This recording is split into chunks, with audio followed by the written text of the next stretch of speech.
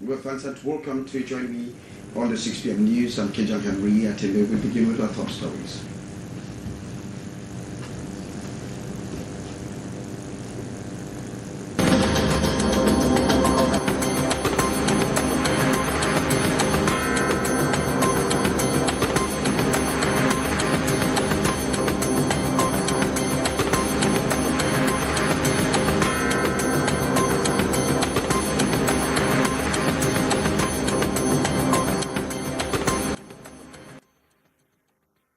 Second term of the school calendar flags off today across the country, with conclusion as the most decisive term for students and pupils and fire ravages wood sector in Yaoundé. We are going to have a complete story of that very unfortunate incident where millions of francs CFA have been lost. Those are top stories.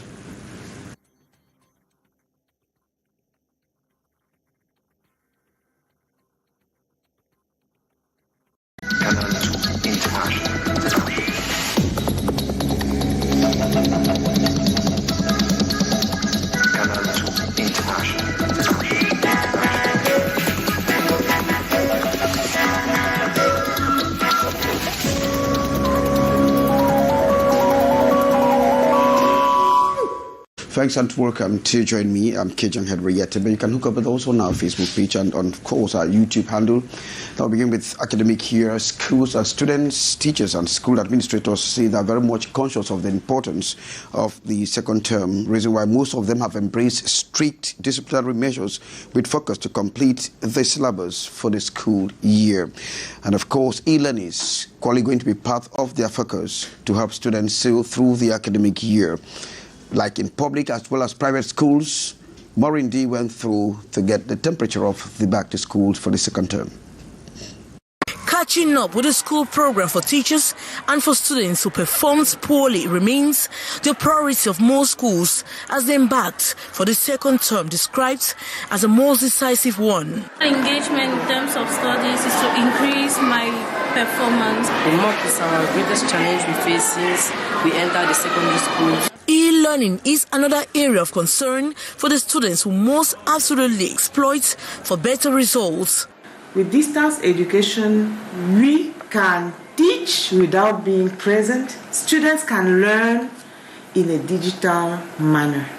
There are a lot of material in our distance learning system. We put a lot of emphasis on presence of teachers in classes, control to make sure that the lessons that they have to teach for the day is fully digested by the students, to make sure that all the students are always present and are punctual. They respect the various rules and regulations stated by the school. At Government High School Jos, Stephen International School and other public and private schools in Douala, school administrators said it was urgent to reinforce security and discipline, especially as the term is punctuated with many public holidays and extracurricular activities. They say they will keep an eye on juvenile delinquency and violence, which remains a disturbing problem. There's a lot of control that we do in order that juvenile delinquency should not be practiced in the school again. Whatever the challenges, both the students and teachers are expected to sit up for effective second term to meet up with the academic program.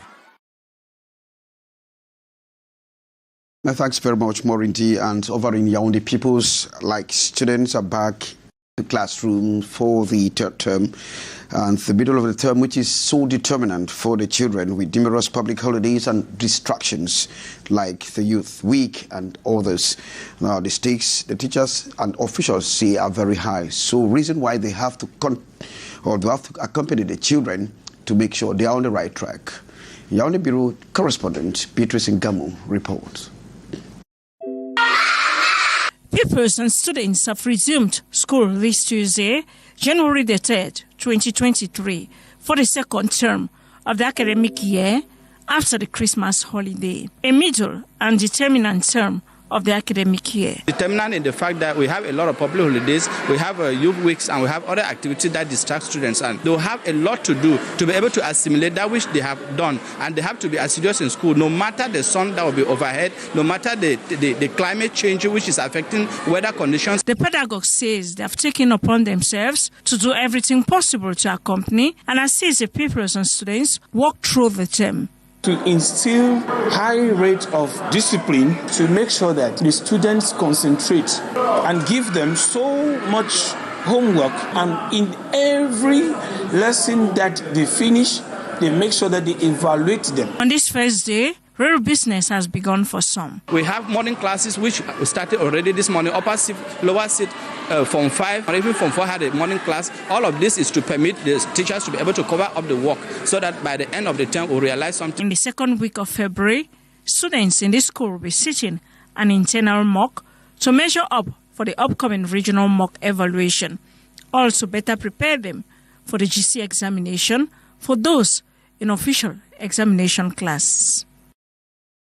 Thanks, Beatrice in Gamu. And we stay over in Yaoundé, where blistering fire has ravaged a wood depots and sawmills at the Nkomo neighborhood. The fire, which broke out in the early hours of this morning, has caused enormous damage worth millions of CFA francs. Details on that very unfortunate incident with Hyacinthia. Depressed and frustrated, the conditions of these wood dealers who woke up this Tuesday morning to meet their planks and heavy sawmill machines engulfed by flames. The fire, which started at about 5 a.m., as the victims and eyewitnesses recount. Bon, moi j'étais le premier à voir le feu là, et j'ai commencé à crier. Qu'il y a le feu, il y a le feu, il y a le feu, il y a le feu.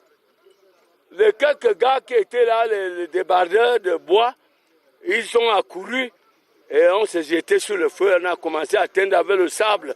Thanks to the elements of the firefighting brigade who rapidly intervened to salvage the situation alongside the population, with about 8 sawmill workshops and 10 wood depots completely reduced to ashes, it remains a bitter pill to swallow by the victims. It is really difficult to take. As you can see, the loss is enormous. Look at the machinery behind you and the wood. I am a victim and I don't even know where to start from. Each January here harbored about 10 persons. The exact cause of the fire and the damaged fortune yet to be determined. Hyacinth reporting there. Thanks very much, Hyacinth. To encourage cocoa farmers to improve on the quality of their cocoa through appropriate drying methods, the government has been encouraging farmers with cocoa quality premium, which drying methods are the best to obtain grade 1 quality cocoa. Ambo Gladys talked to some farmers in Loom in the Mungo division of the Littoral region and put together the report. This cocoa farmer in Loom in the Mungo Division Littoral region of Cameroon is impressed with his harvest in 2022, estimated at close to 2.5 tons. To improve the cocoa beans value chain to be competitive in the market, the farmer needs to respect drying rules. The best method for me is sun drying because it dries cocoa better and preserves its quality and taste. Cocoa, when dried the proper way, has a flavor which is maintained even when processed. There exist 3 drying methods for cocoa beans. We either use the oven, electrical or charcoal oven. We can also use solar and microwave. Once the cocoa beans is fermented for 5 or 6 days, it can equally take 5 to 6 days to get dry. This gives you quality cocoa. During the prize award ceremonies of the best cocoa at the 2018, 2019 and 2020 campaigns by the National Cocoa and Coffee Fund, farmers in Loom had the opportunity to learn new drying methods in order to avoid wastage. In the past, Loom was a cocoa dump, but with a lot of effort through sensitization and trainings, farmers have improved, and today, Loom is one of the best towns in the country's quality plan. The dream of this farmer, therefore, is to produce grade 1 cocoa, a quality highly prized by processors, so that he too can benefit from the cocoa quality premiums offered by the government.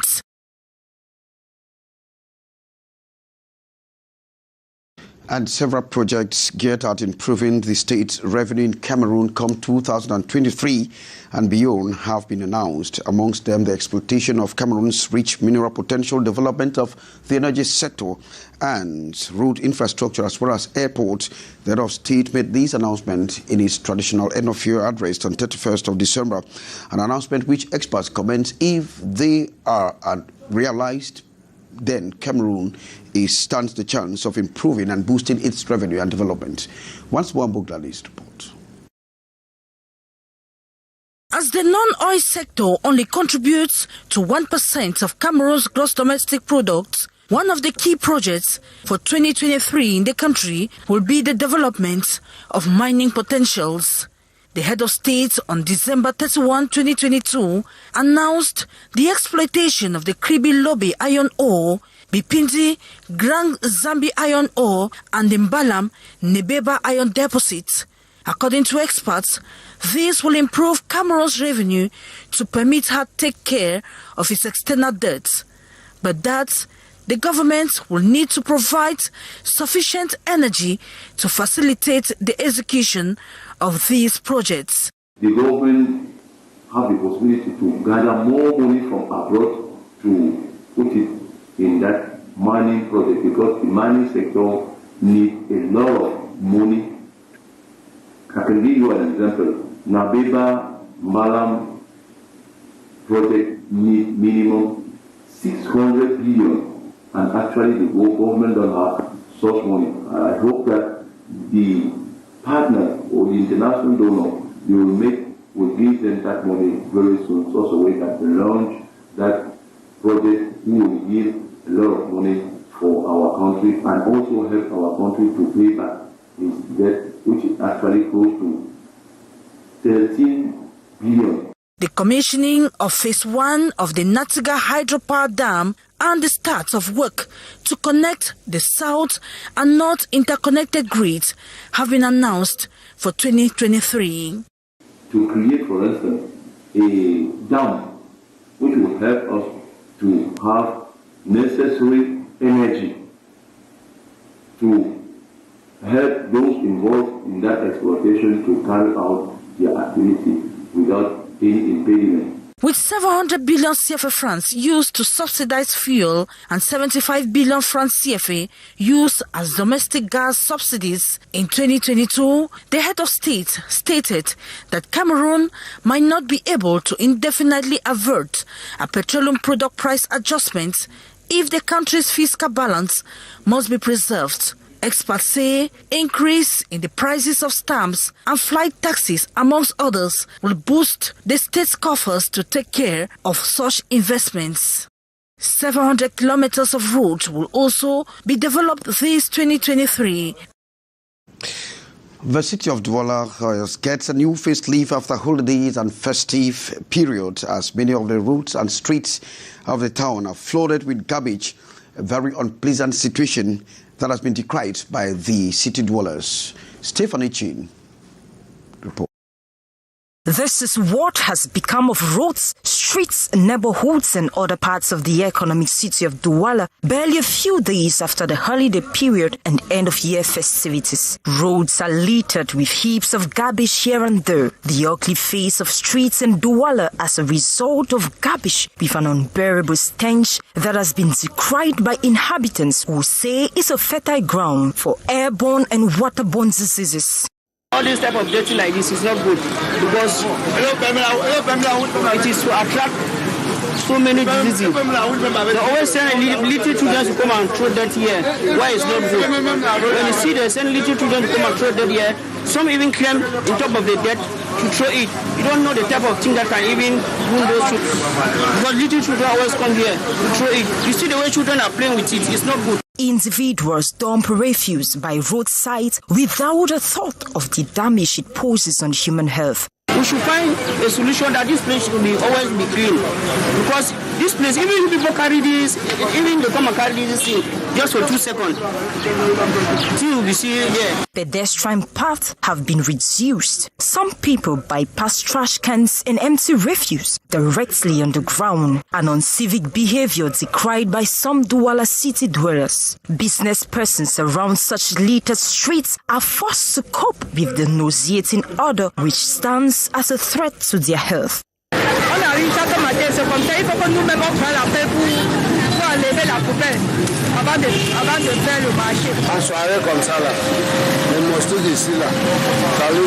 The population have called on the company and authorities in charge to come to their aid and ensure the effective collection of garbage in the city of Douala.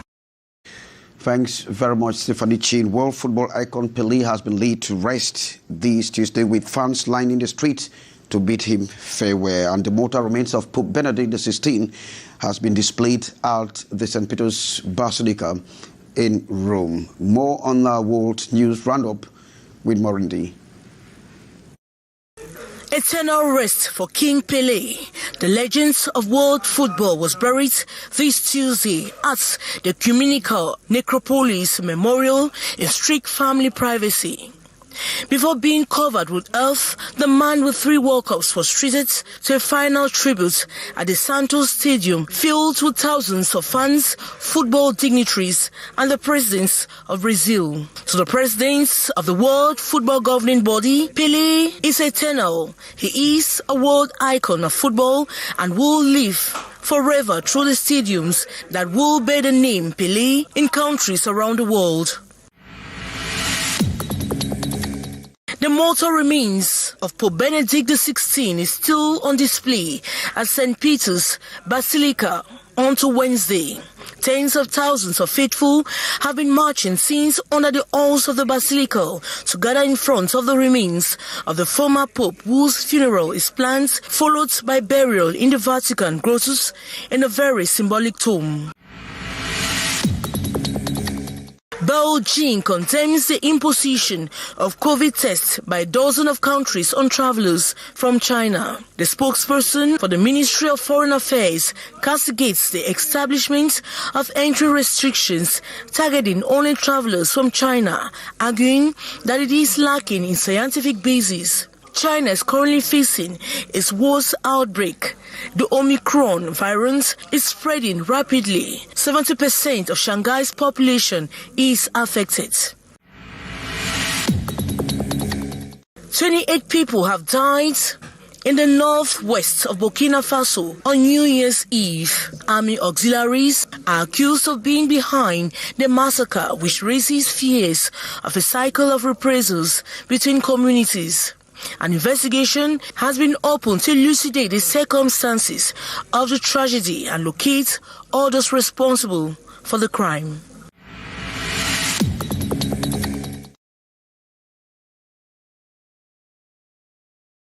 And that World News Roundup there by Morindi brings us to the end of this newscast, in which we got information that schools have flagged off for the second and most decisive term on the academic calendar. I'm Kejang Henry Atembe, thanking you graciously for your attention. Good day.